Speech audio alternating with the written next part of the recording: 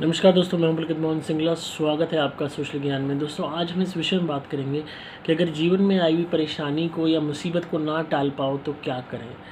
दोस्तों, हम सबके जीवन में कभी ना कभी ऐसे पल ज़रूर आते हैं जब हम परेशान हो जाते हैं या हम कोई परेशानी झेल रहे होते हैं या मुसीबत झेल रहे होते हैं।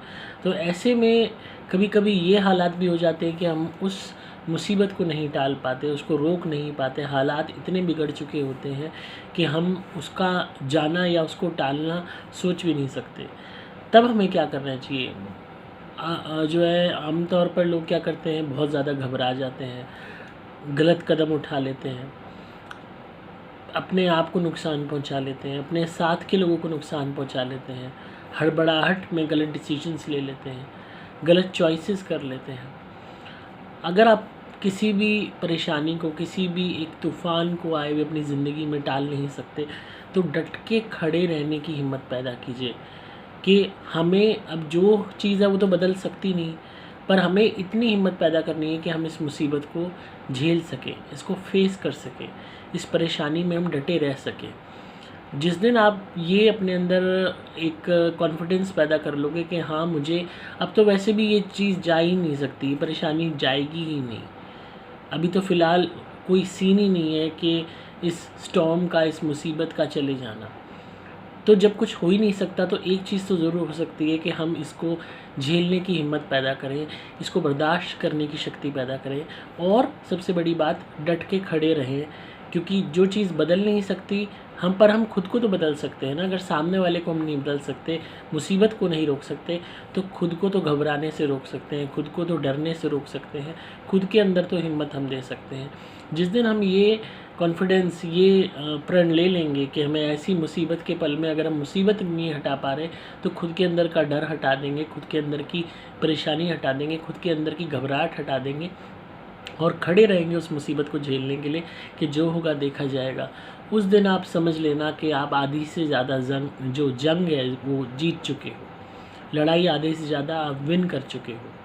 क्योंकि हर बंदा जो डट के खड़ा रहता है वही मुसीबत में कामयाब होता है।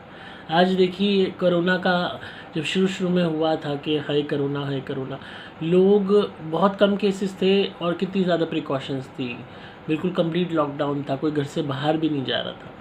और आज इतने ज़्यादा केसेस हो रहे हैं, तब भी लोग, आज हर कोई घर से बाहर जा रहा है, लोग काम कर रहे हैं, नौकरी पे जा रहे हैं, हर चीज़ हो रही है।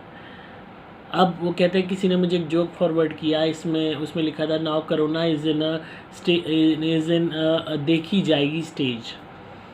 तो क्यों स्टेज पे आया कि देखी जाएगी? क्योंकि हर इंसान ये बात समझ गया कि कोरोना नाम की मुसीबत अभी जाने वाली नहीं है। ये वो तूफ़ान है जो भी जाने वाला नहीं है। पर हम कब तक इससे डरते रहेंगे, कब तक घबराते रहेंगे, कब तक घर में बैठे रहेंगे? अगर इतने महीने घर में बैठने के बाद साल भर घर में बैठे रहे तो भरे कुएँ भी खाली हो जाएंगे। बहुत ऐसे लोग हैं जो गरीब हैं, जो ज़्यादा पैसा अफोर्ड नहीं कर सकते, रोज़ की डेली वेज कमाने वाले हैं, या जिनका घर नौकरी से चलता है, जो भी तनख्वाह आती है। अगर वो घर बैठे रहेंगे तो कैसे घर चलेगा, कैसे खर्चे पूरे होंगे, कैसे इलाज होएगा? तो उन्होंने भी हिम्मत करके इस तूफ़ान को देखते हुए भी वो काम पे निकले। डॉक्टर्स निकले, पुलिस वाले निकले, बैंक में लोग निकले, हर जगह लोग निकले और आज आम आदमी, हर बंदा काम कर रहा है।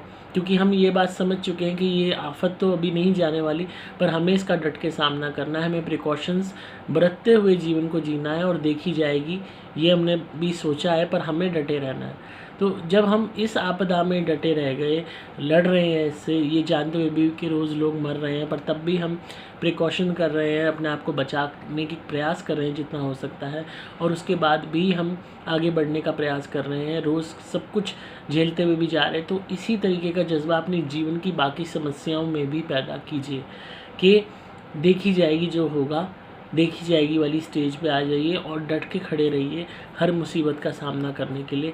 आप यकीन मानिए, आधे से ज़्यादा, जिस दिन आपका डर निकल गया उसी दिन आपकी आधे से ज़्यादा जंग आप जीत जाओगे। तो आई होप आपको आज की वीडियो पसंद आई होगी और आप ज़रा भी मोटिवेट हुए हैं तो लाइक कीजिए, शेयर कीजिए, चैनल को सब्सक्राइब कीजिए सोशल ज्ञान बाय पुलकित को। मैं हूँ आपका दोस्त पुलकित मोहन सिंगला।